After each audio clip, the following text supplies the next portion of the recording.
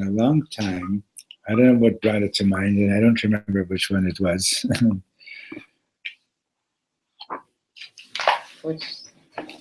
Don't remember. Just all of a sudden, this Negan came back to me, you know.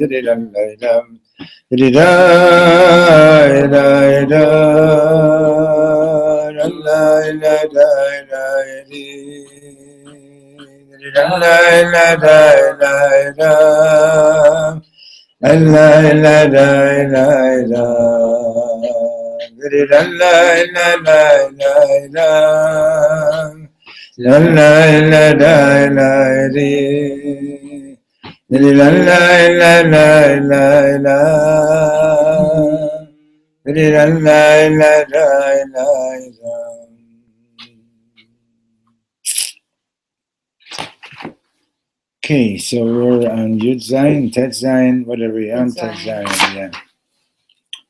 Okay, so we started reading about the Behemoth Rabbi, right?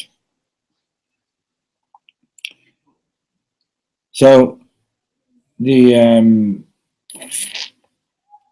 concept of raising the Sefirat Ha'omer, raising the Omer, raising the barley, raising the animal food back to its source, basically means that to one of them, I have some underlining in it. Just no, in one of these books here. Yeah. So look at the bottom right column of on Tet Zayin. That's where we're going to go. Okay. We've read it already, but still, the paragraph that begins with "Kedei lifol b'nefesh habahamit shetitbatel le'rtzono yitbarach." In order to achieve, to effect that the nefesh habahamit should be bottled, should be nullified to Hashem's will, צריך לגלות בה את שורש ומקורה של הנפש הבהמית עצמה בעולמות רוחניים. So it's necessary to reveal, it's necessary to reveal to the nefesh habahamit its root and its source in the higher spiritual worlds. Right?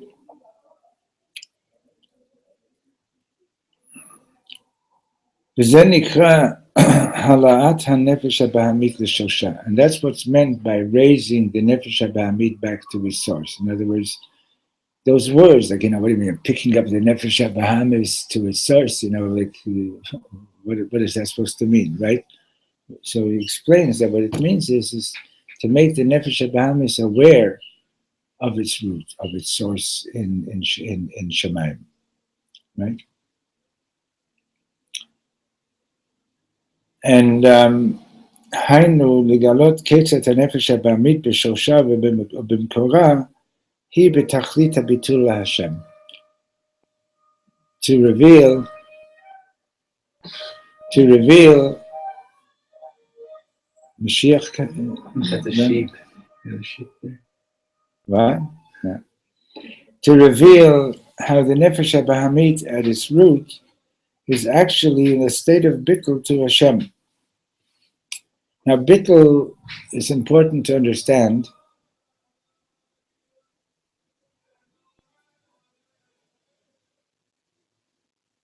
Bittul doesn't mean erasing. It doesn't mean turning into a shmata. Okay? Bittul doesn't mean like, oh, I'm nobody, I can't do anything. That's not bittul. There's a lot going on. There's nobody upstairs. It must be the wind. Okay? So bittul means that you have talents, right? Shem gave you talents, and you're meant to use them, right? This week's parsha, Bamidbar, right? So how does it begin? Vaydaber Hashem Moshe b'midbar Sinai le'emor, Noso Yisrael b'nei Yisrael. I think that's the opening words. So you know that Bamidbar is also known as Chomesh HaPikudim, right? Pikudim means counting. That's why the English name for Bamidbar is numbers, because it starts off with taking a census. Maybe Trump's In the Shuk, sounds more like a Chosin Kala, whatever. Anyway,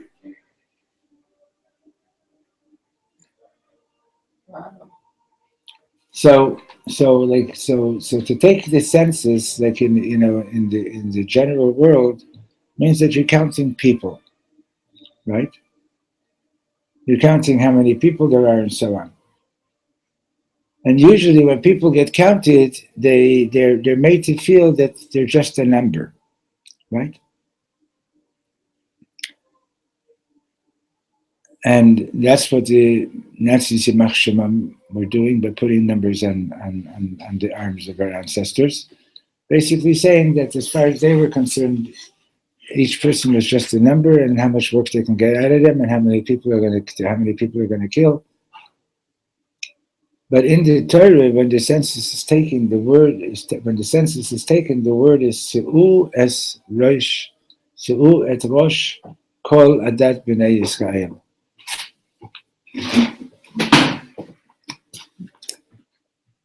So,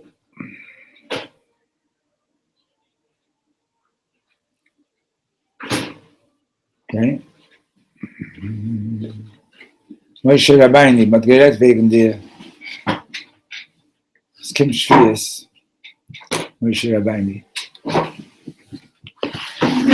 Immer geht die Sache, ne? Warte, Okay. Moshe Rabbeinu. So translate the words Se'u es Rosh. Literally, it means lift up the head of every individual, right? What's pshat, lift up the head, right? Also in Parshas Kisisa and Shemos, Kisisa is Rosh B'nai Yisrael. So the idea is that when a Yid would come in front of Moshe Rabbeinu with his half shekel to be counted, right? It wasn't chas v'sholem putting them down and saying, oh, you're number one, you're number two, you're number three, but rather it was an experience of elevation. And the Ishbasur speaks about this, and he says that at that moment, when you came in front of Moshe Rabbeinu and you said your name, you experienced that you are unique, that you have a unique purpose in being here in this world. You're not just another guy putting on tefillin. You're not just another lady making Shabbos or lighting Shabbos candles. You have a unique purpose in this world. Okay?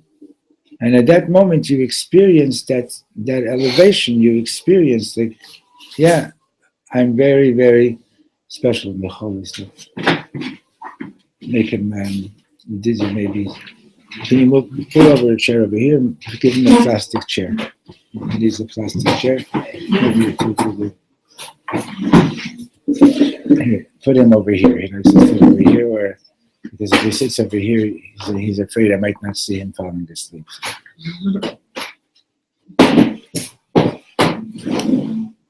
Leave your Cadillac over there. Okay, fine.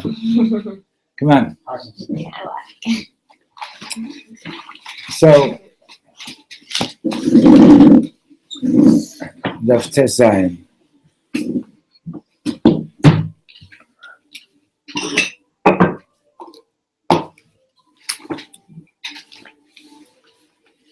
Okay, so when we were being counted, it was Su'u es Rosh, lift up the head of every individual.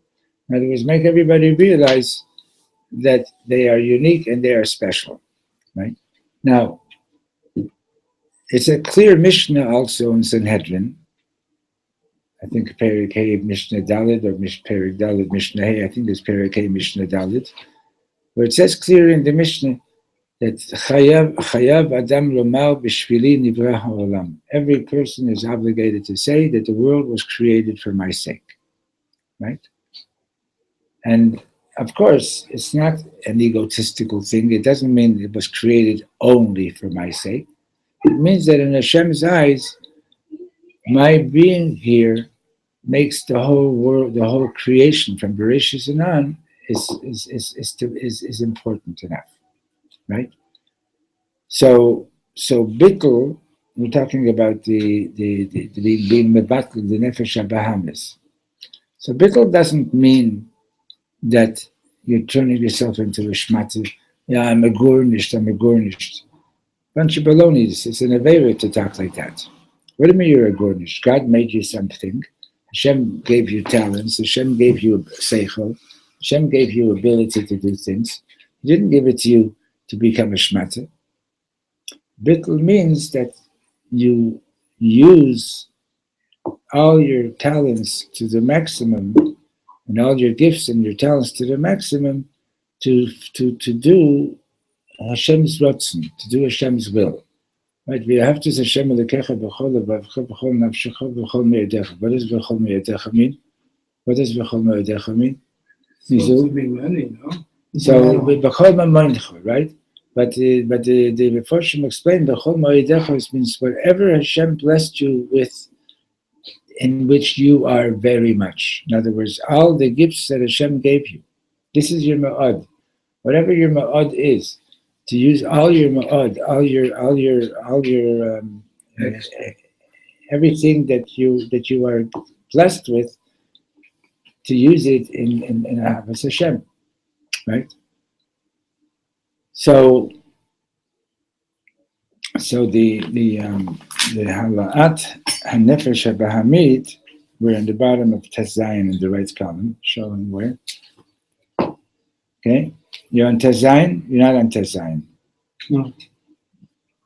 That's why I can't find it. Mishov, Tes Zayin. Ich nicht. Ich bin nicht. Okay, so you have it at the bottom right column. It is third last line, right? That's what's meant when in Chassidus it speaks about raising the nefesh habahamet to its root. It's not raising it to its root. It means reconnecting it, making it aware of its origin, where it comes from, what its true identity is, right? Similar to what we were saying yesterday. And we've talked about this exercise many times, like, when you introduce yourself to others, I am this, I am that, right? So who is the real I? Who is the Nachum will be to you, please.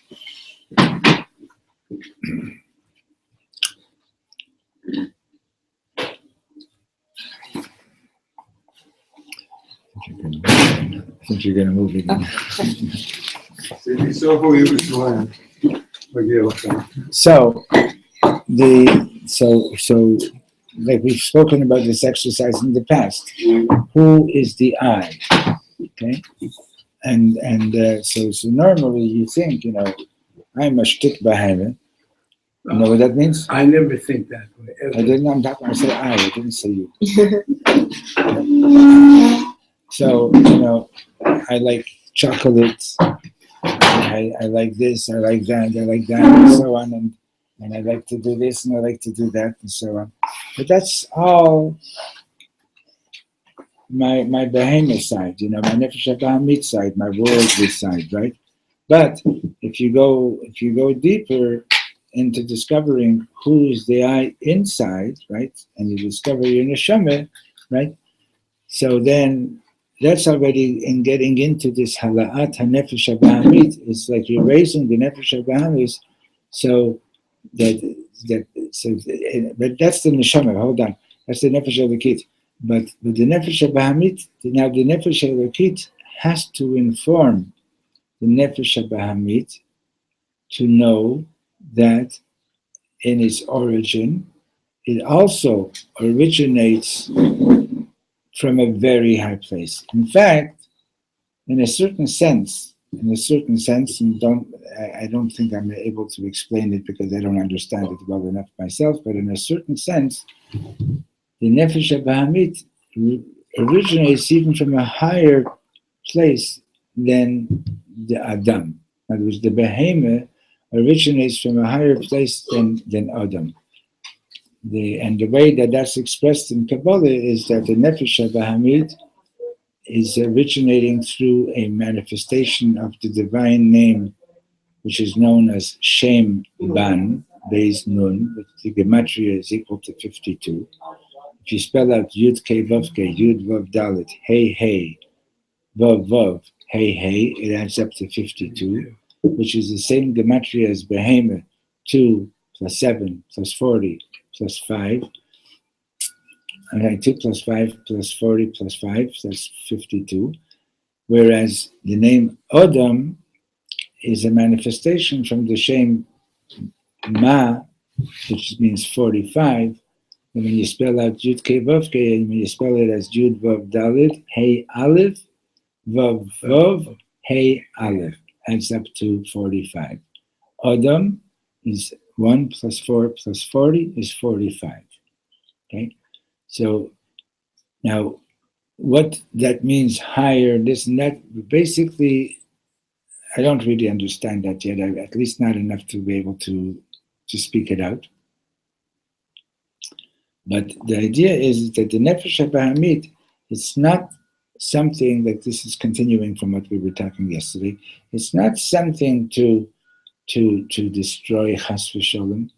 The fact that it's wanting, that it experiences desire, this is because at its origin, it was an angel. It was those angels that Yecheskel saw, and those angels are constantly yearning to be in union with Hashem, and they're willing to even risk their existence to achieve that. Okay? So, what the Nefesh Elokit needs to do, and that's why this is the first bracha in Berachot Kriyat Shema, the bracha after Baruch Hu, before Shema. The first bracha is all about these angels.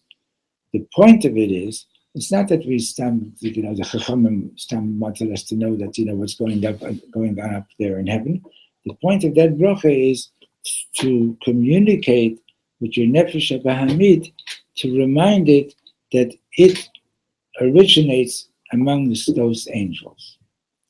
And that therefore, instead of running after Gashmias, contribute your energy and join the Nefesh Elokit.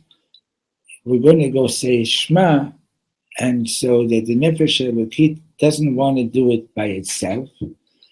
Rav choice the Koyach Shor, when the Nefesh HaBahamit that has passion and has physical energy joins the Nefesh Elokit in the saying of Shema Yisrael, then that whole Shema Yisrael becomes a much more elevated and intense experience. Okay? Yeah. if the neshama Habahamit is high, is on such a high level, then how come it gets corrupted? That's the way Hashem designed it. It can be corrupted. does the body corrupt the? That's the Yetzer Hara. See, so the thing is like this: is that in this world, the Nefesh HaBahamit on its own doesn't know this. So it's seeking pleasure. Okay, so the Yetzer Hara offers it. What should we say? An all-dressed pizza? I don't know, but whatever. Right? The Yetzer Hara offers it some kind of physical pleasures and so on. So the Nefesh HaBahamit begins to think that what it really wants is just physical pleasures. And the neshama Elokis doesn't have the Yetzer. No, the Nefesh Elokit is the neshama. There's a Yetzer Tov, but it doesn't. No, the Yetzer Tov and the Yetzer Hara is sort of like is they're sort of separate from the Nefesh Elokit and the Nefesh HaBahamit. In what way?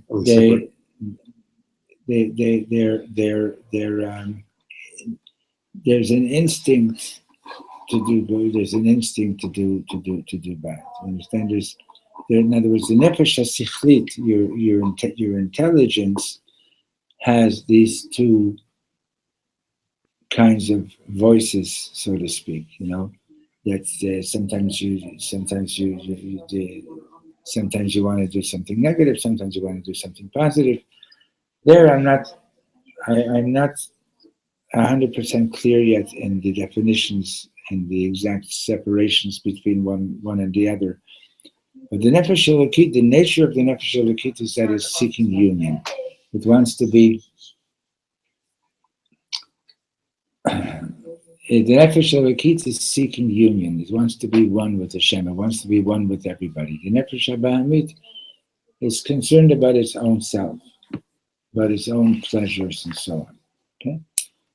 So, Hala'at HaNefesh HaBahamit L'Shorsha, raising the Nefesh HaBahamit to its root, means to inform it of its origin, right? Don't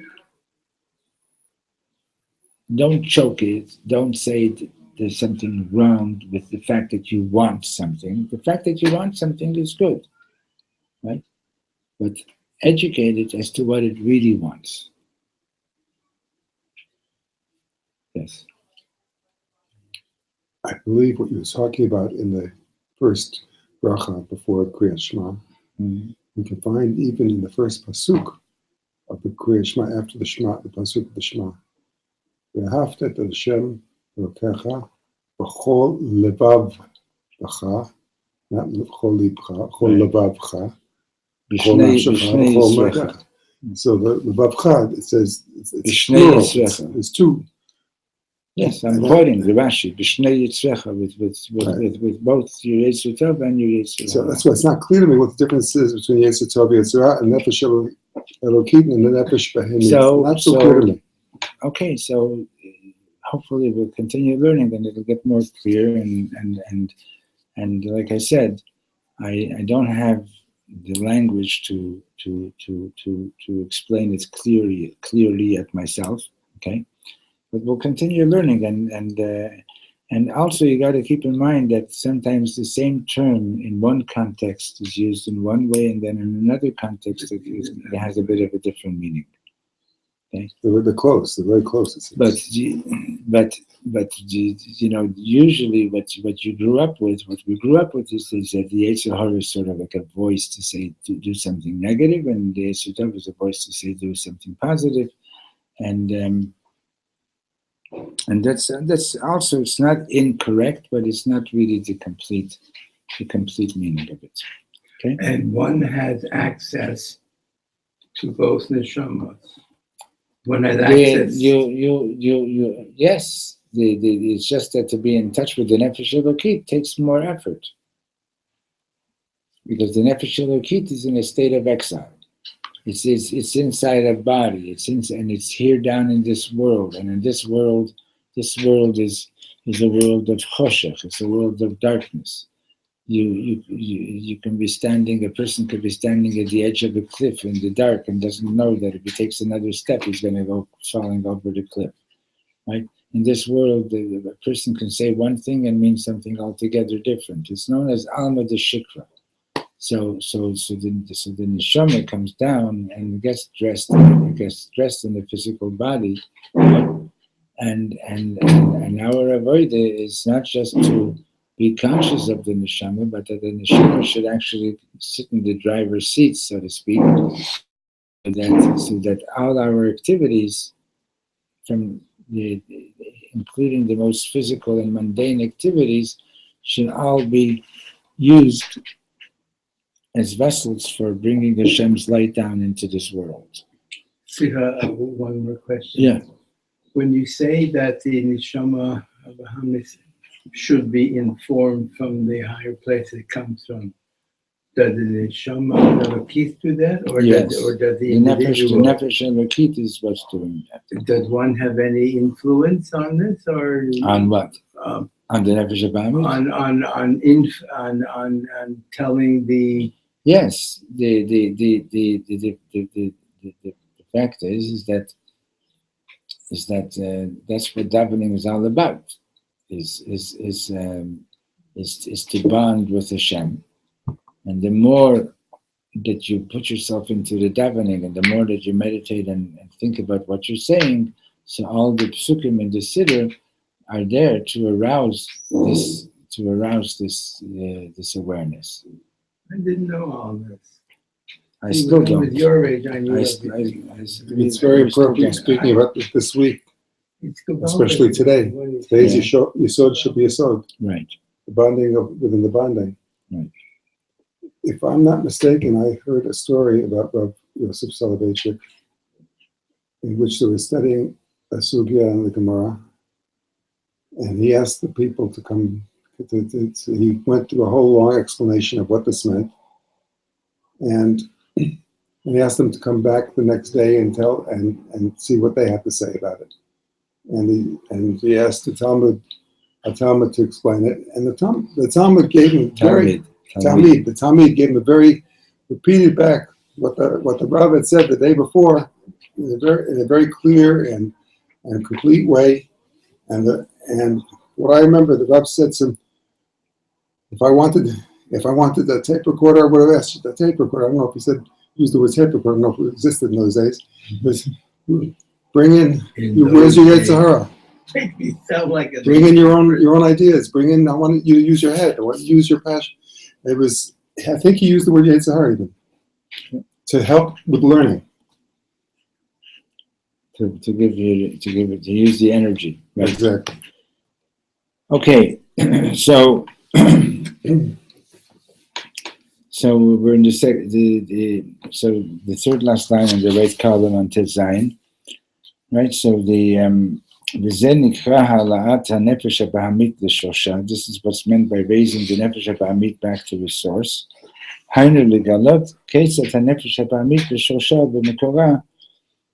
To reveal how the nefesh haBahamit had its root and at the source,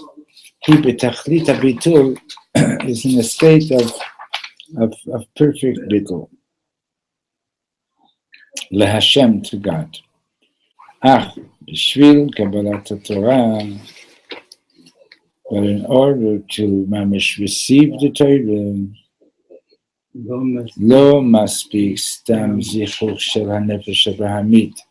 It's not enough to just clean up the nefesh haBahamit. Lihiyot, top of the second column. Lihiyot bechinat itkafya levad lefi sha'ah, to bring it to a state of subjugation to Hashem's will, just for the moment. Hainu, meaning hachna'at nefesh haBahamit be'ofen, it means subjugating the nefesh haBahamit in the following manner: that the balkocha ona amen leretzon haneshama, that the neshama is forcing it to say amen. That's its kafia. It's like, for example, The neshama says to the nefesh habahamis, listen, if you're not going to say amen, you're going to burn in hell. Right? Nefesh habahamis says, no, I don't want to burn in hell, okay, so say amen. Right? Or you'll say amen, you'll get an Arctic, you'll get a candy, right? You'll say amen, you'll get another minute in Gan Eden, right? So that's hachna'ah, that's subjugation, right? That's it's kafia. רק צריך להיות בחינת התהפכות המידות לגמרי. What needs to be achieved in order to receive the Torah, right? What's pshat to receive the Torah? It means that to mamish receive it in a pneumistic way, right? Like Reb Shlomo was saying that sometimes a person, gets upset. He wants to hit somebody, right? And he remembers, okay, the Torah says don't do that. Okay, so it's kafia, controls himself, right? But it means he didn't really completely receive the Torah. It means that he accepts the authority of the Torah. He wants to do this, but the Torah said no. So he listens to what the Torah is saying. Its hapcha is to reach the level of you don't even want to do something like that. Right? But that's nullifying the Yetzer Hara. That's transforming. Okay? Transforming the Nefesh HaBamit. In other words, so to completely receive the Torah means that when Hashem says, Lo tirtzach, don't commit murder, it means like, I can't ever imagine killing somebody. Doing that. Right? So then it's completely received. But so long as I can imagine doing something like that, or so long as I can imagine embarrassing somebody in public, and I control myself and I say, no, don't do it, Shalom. Okay, so that's its kafia. Okay? So its kafia, subjugation of the self, can be done like, moment by moment. Right? You can do it. So, but and by doing that, you're sort of cleaning up your nefesh habahamit. You're cleaning it up not to do anything negative, right? But you haven't transformed it yet. So to completely receive the Torah, it's necessary to transform it. That the nefesh habahamit itself wants to fulfill the Torah. Okay. But many things. Let's read a little bit more, okay? So, רק צריך להיות בחינת התהפכות המידות לגמרי. What needs to be achieved is a transformation of the midot.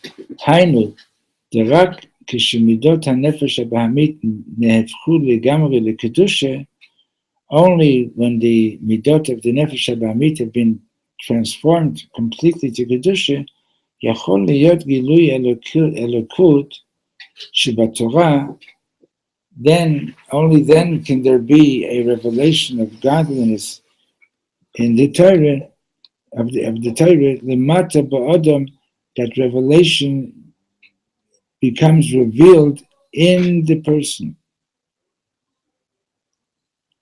Right?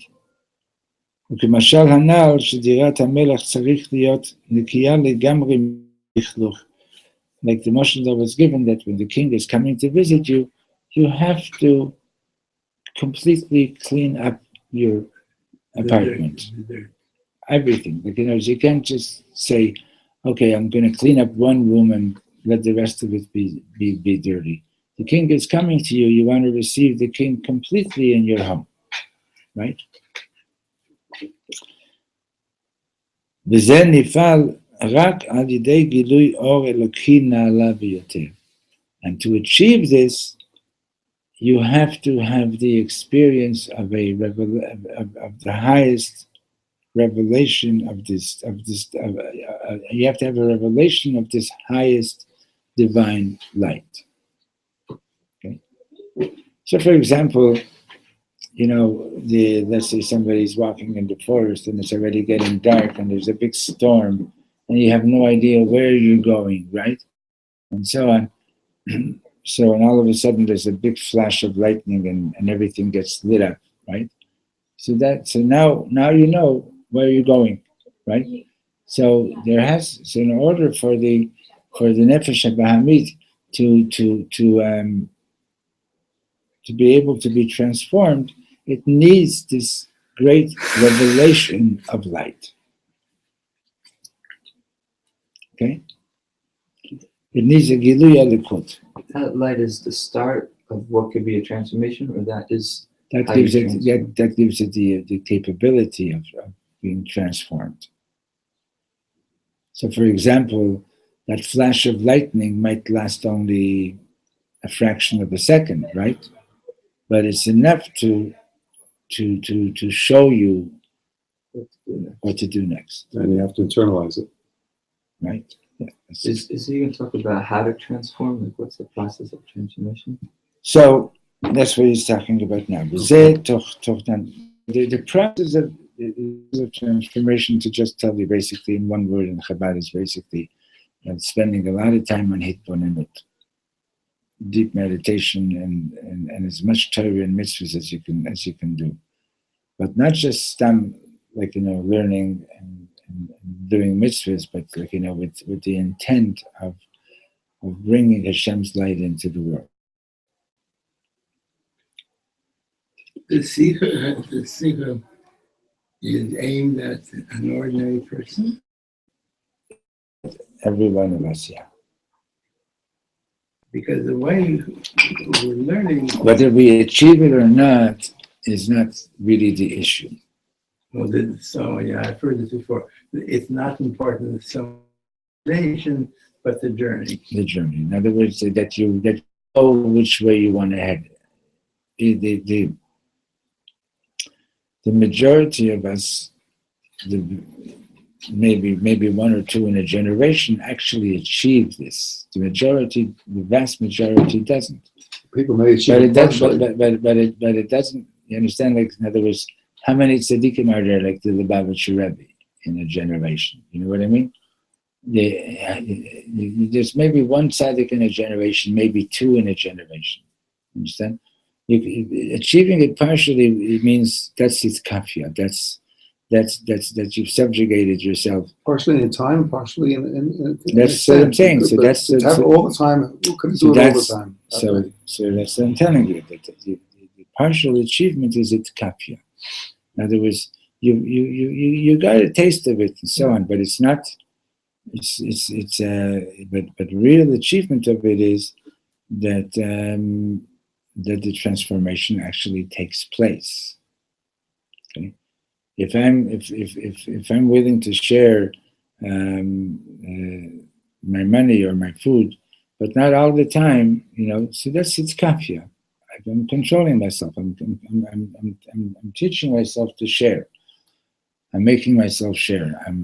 I have a reason why I want to do it. Its hapcha is already beyond reason. But even if someone has made the transformations, doesn't mean that he or she has immunity to the Yetzer Hara. And get it pulling down again. It's still a human being. No, not the way the Alter Rebbe defines it. One might still have a Yetzer Hara, but his Yetzer Hara doesn't want to do anything negative anymore. But okay, that's like another discussion in the Tanya. Well, I'd rather stick with the text that we have because it grounds us better right now. See, you did ask the question about the process. Is it possible the one can be transformed without knowing it? I don't think I understand your question. The way the question, correct me if I'm wrong. You mean without working on it? He wants to know what's the process to achieve it. The process of achieving transformation. Is it possible that one can achieve it, even partially, without knowing it? The transformation means you change your behavior. No, transformation doesn't mean just iskafia is changing your behavior. Transformation is that your nefesh Bahamis doesn't even want to do anything negative. It only wants to do good. Okay. So where it says about Nirtzach, the nefesh Bahamis would even think of it. It reaches a point where, like, I wouldn't even want to do it. Right? Would that take place without one actually working on it? Probably not. Unless, you're just one of those Lamed Vav Tzaddikim that maybe, like, it's born a tzaddik, that's possible. If you're raised good.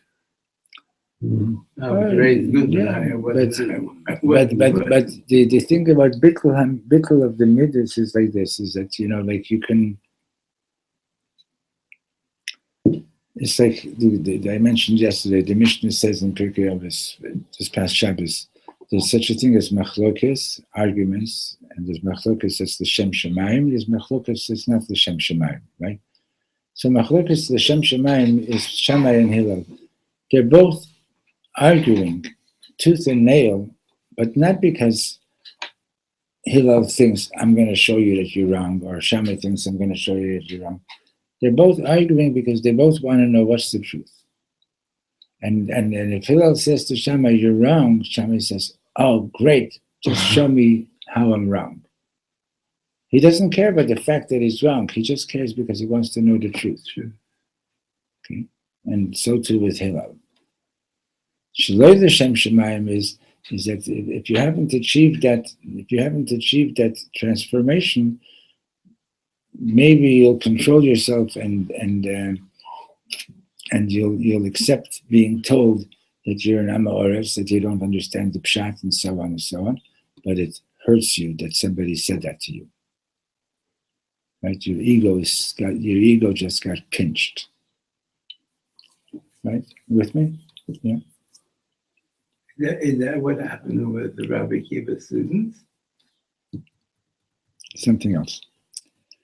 And this is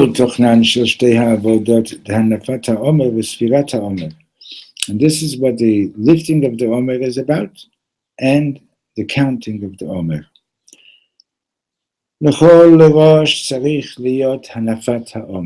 First, there has to be the lifting of the Omer. The simple meaning of the word hanafa is harama lemala. It means to lift up, to lift upwards. Kitagum ve'enif et ha'omer lifnei Hashem, like the Targum says, and those words, he shall lift the Omer before Hashem, says the Targum, ve'yarim yat umra kedam Hashem. He should lift the Omer of the body before God. What does the word yat mean? The, The? yeah. שתוכנה הפנימי של הרמה זוהי, so the inner meaning of this lifting, שהכהן מעלה את העומר שהוא מאכל בהמה, that the Kohen is lifting the omer, which is animal food, היינו הנפש הבעמית, it means he's lifting the נפש הבעמית, לא רק לשורשה ומקורה למעלה, not only to its root and to its source above, אלא עד לפני הוויה, it's in Byzant, אלא עד לפני הוויה, all the way לפני הוויה, מדרגה נעלית ביותר באלוקות. He's lifting it even higher than its root, he's lifting it to a place of total bittul. אחר כך, now, so, and that is the power of that mitzvah. The lifting of the Omer, right? That's the way that Hashem, that's the tool that Hashem gives us to do that. Okay. Now, if you're going to look at it and you're going to say, wait a minute, I don't see it happening, you're not going to see it happening. You need to believe that that's what it's about. Okay. ואחר כך באה העבודה בספירת האומר, then comes the work of the counting of the Omer, שתוכנה להמשיך אור עליון זה. The point of it is to draw this supernal light. Shelisham He'ela V'Higbiya Kohen Et Ha'omer. This light that is in that place where the Kohen lifted the Omer up to. So the work of the counting of the Omer is to draw this supernal light milmala lamata, from above down. Are you reading together with me? Are you in the place? I'm not sure. No, I don't think so. It's in that paragraph. Yeah, that's what I'm reading. Okay. So then the work is to draw that. In other words, the Kohen lifting the Omer is bringing the Nefesh HaBa'amit all the way up L'fnei Havaya, and then the counting of the Sefira is to take that light and bring it down to us. Ad sheyugash ha'or gam ba'omer, to bring it down to the point where this divine light can be sensed in the Omer, Hainu b'nefesh HaBa'amit, lemata, that it could be sensed in the animal soul, here below. Shal yidei zeh nimshach habitul la'Hashem, and when the nefesh HaBa'amit senses this, then that brings about the bittul to Hashem, gam b'nefesh HaBa'amit sheba'adam, also in the animal soul of the person. Just to illustrate a little bit, but I once saw on YouTube, this fellow was telling the story, when the Lubavitcher Rebbe was, before he was Rebbe, so maybe it wasn't, I think it was in Berlin, so the Belzer Rebbe, the Sar Sholem, came there for, he was having trouble with his eyes, he needed some medical treatments. And people came to say Shalom Aleichem to the Sar Sholem. He was a big tzaddik, he had Ruach HaKodesh. And people were coming by and shaking his hand. But he kept a towel over his hand. And he would shake your hand through the towel. I'm not even going into why. You want to know why? Speak to Moshe. Who is this person? The Belzer Rebbe, the Sar Sholem. So the Lubavitcher Rebbe went to see him also. And the whole time the Belzer Rebbe has his eyes closed. And he shakes hands, the Rebbe gives him his hand. And the Sar Sholem opened his eyes and took the towel off his hand and shook his hand directly. Okay? And he wanted to know who's this, Okay? So in other words, what we're illustrating is that there's a level of Nefesh HaBa'amit that with your hand knows when it's touching somebody that's mamash holy versus somebody who's not yet so holy. Your hand itself feels it. Understand? In other words, that's what happens. Like when you're talking about transformation, right? Or like, for example, somebody decided he's going to test the Alter Rebbe. There was some occasion, right?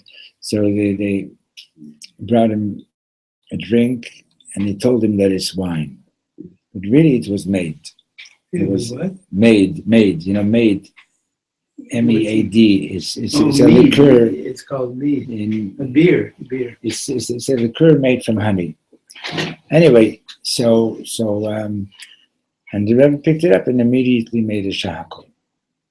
It was his body already knew just by touching it, this is not wine. Just by picking up the glass.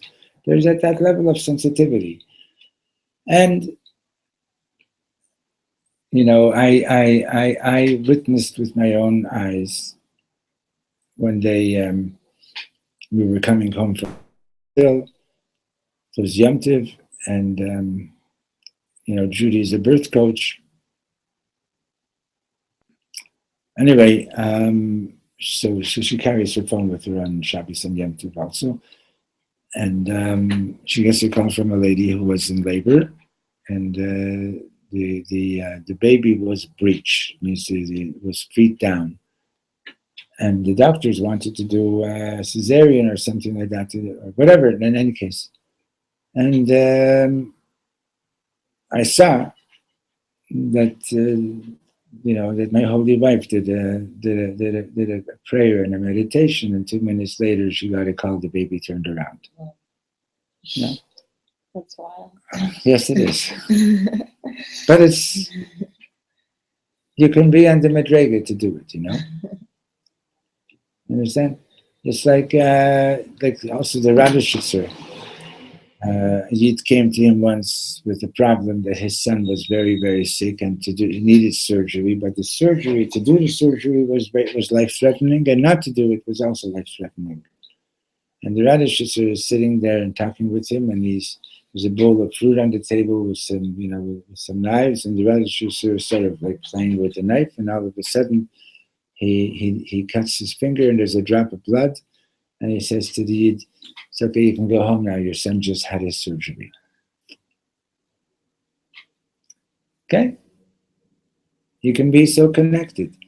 The Heilige Visioner said that if you don't feel the pain of a woman in labor in a radius of 300 kilometers, you're not a Rebbe. Mhm. Okay? So just imagine, like, here we are sitting, and we're Baruch Hashem, we're aware of each other, right? Clearly, right? But basically, but on the level of tzaddik, your awareness is very intense. Understand? In other words, the more you have this high or elyon of godliness absorbed into your being, the greater your sensitivity to what's going on all around you. Even, in other words, you feel it physically. Your body knows it. Okay. For example, your body knows when you're lying in your own bed versus sleeping in another bed, right? That's true. Very true. Right. So, but that's just because of the habit, But that's on the total Gashmiistic level. You understand? But you can go. But some people give them a flat surface to lie down. They'll lie down and they'll sleep fine anywhere. Mhm. Some people, they go into one place. It feels so relaxed and so comfortable, and you sleep well and so on. And you go into a different place, you can hardly sleep. Mhm. Right? So the body is sensitive, and the more you bring this or elyon down to the physical self, right? Mhm. So that's the idea. That's the avodah of Sefirat Ha'omer. And the more you do that, the more you're achieving bittul, the bittul of the nefesh habahamid.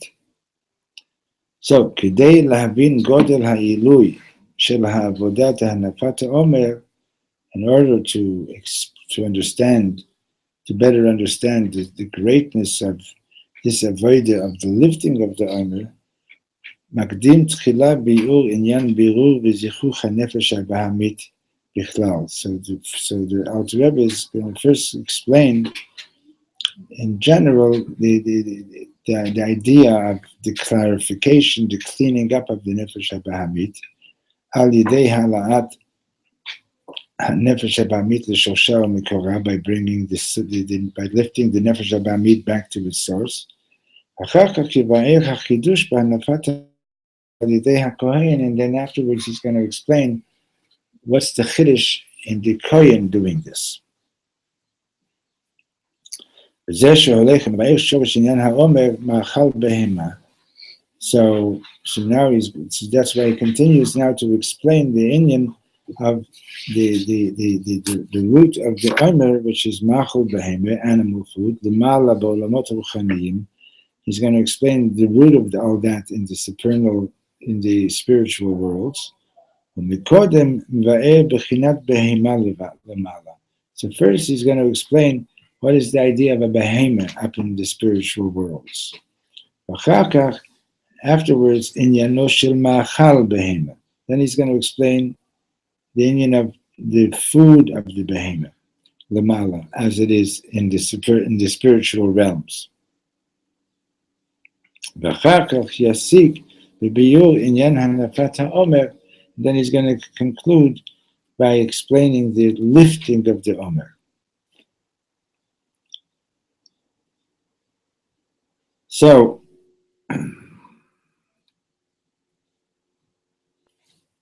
he says in the parentheses, the Mamar Didan in this mimer, Baha Inyan B'Kitzur Nimratz, here it's delivered in a very short form.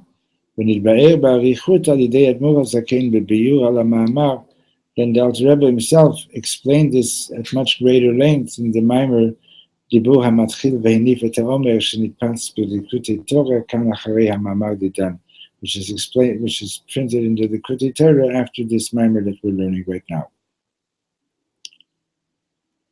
כמו כן יש למעלה יש גם כן בחינת בהמה.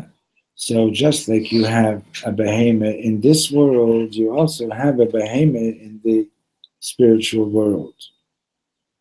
And this is the supernal chariot concerning which it says that Yecheskel saw Pnei Aryeh el HaYemin, the face of the lion on the right, Pnei Shor me'asmol, the face of the ox on the left side, Kichaya b'chlal behemoth, and the lion, which is a chaya, a wild animal, is also in the category of behemoth. Go to page Yud Zayin. We're skipping that next paragraph of commentary.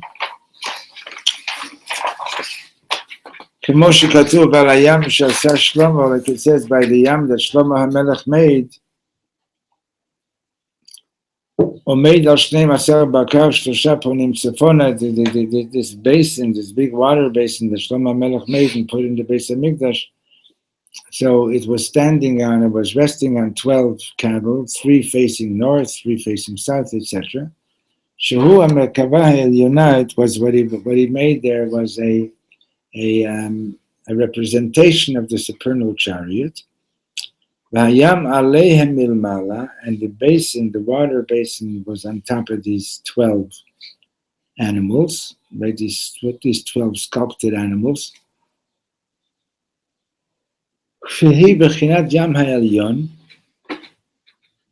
and that represents the supernal sea, which is the aspect of b'chinat behema rabbah, which is the aspect of the great behemoth.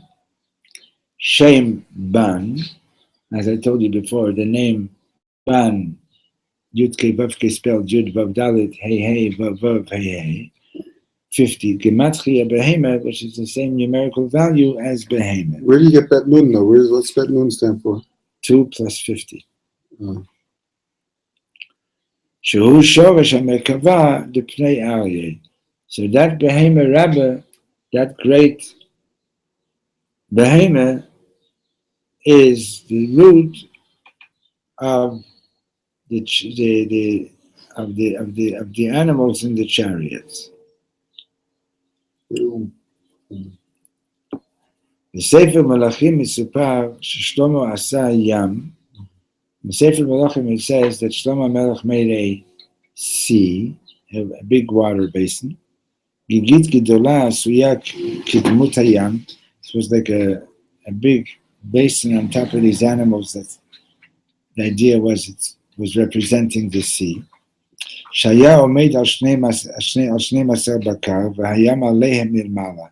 So it says in the pasuk that this big water basin that represented the sea was on the backs of these 12 cattle. Umevuar hatam ha'panimi lekach, and the inner meaning and the inner reason for this is that sheyud bet b'habakar, the 12 cattle, romzim al hamalachim shebemerkavah ha'elyonah, they are alluding to the angels that Yecheskel saw in the supernal in the supernal chariot. Bechinat behema bakar, v'hayam she'aleihem. So the 12 cattle are representing the angels that he saw, and the yam that was on top of them is milmala above more al shoresh hamalachim. The yam is sort of like the root of these angels. Bechinat yam ha'elyon shelemala mihamalachim. This is the aspect of the supernal sea, which is a domain higher than that of the angels. Shehi Sefirat Ha'malchut, and that's representing the sphere of Malchus. Hasfira ha'achrona mi'eser hasfirot ha'ktoshot, the last of the 10 holy sfirot. Madrega zod the Yam ha'elyon, this level of the supernal sea, which is Shoresh HaMalachim, Shenikraim Behemot. It's the root of these angels that are called Behemot. Nikret Gamkein B'Shem Behema Rabbah is also known by the name of Behema Rabbah. Shatoa Rabbah, and the description of Rabbah, Kan, the way it's being used over here, Eino al Shem Haribui, it's not talking about a large number quantitatively, Ela al Shem Hagdulah, but it's really referring to its greatness.